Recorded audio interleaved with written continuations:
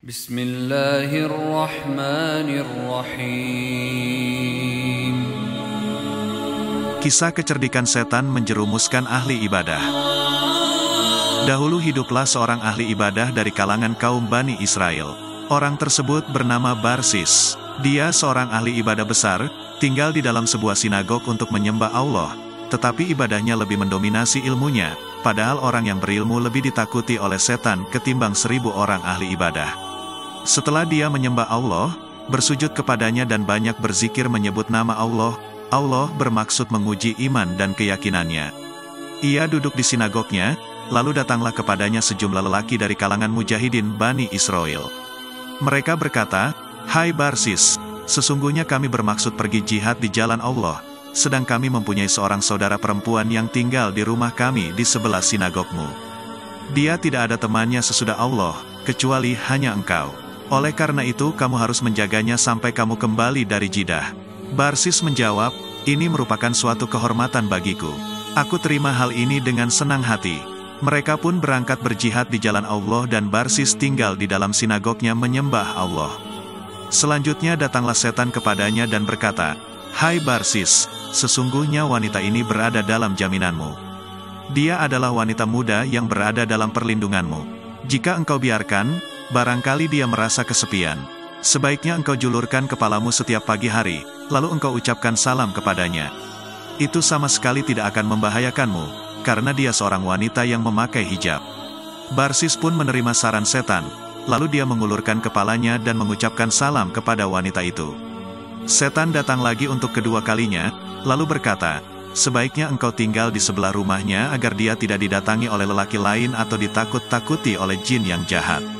Barsis turun dan tinggal di sebelah rumahnya tanpa melihatnya.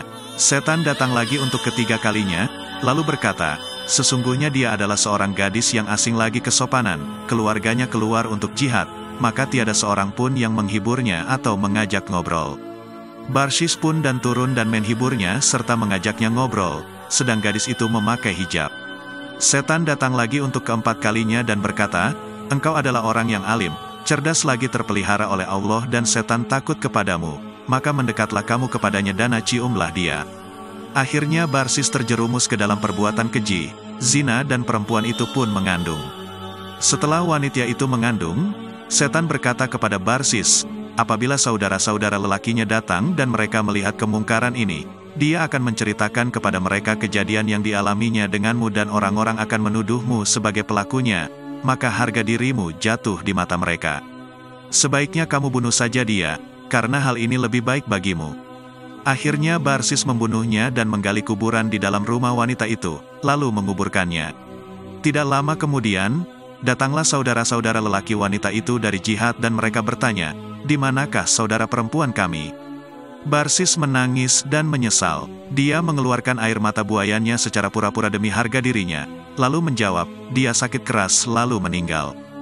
Dia adalah seorang wanita yang zuhud dan ahli ibadah. Aku kebumikan dia sesudah mendoakannya." Mendengar berita itu, mereka menangisi kematian saudara perempuan mereka dan percaya kepada berita Barsis itu. Mereka pun tidur malam. Setan datang kepada saudara tertuanya dan menceritakan kepadanya bahwa sebenarnya Barsis telah berbuat mesum dengannya lalu membunuhnya. Setan datang kepada saudara yang kedua dan ketiganya dalam mimpinya masing-masing, lalu menceritakan kepada keduanya sebagaimana yang telah ia ceritakan kepada saudara tertua mereka. Keesokan harinya mereka menceritakan mimpinya masing-masing, lalu mereka sepakat untuk membalas Barsis atas perbuatannya terhadap saudara perempuan mereka.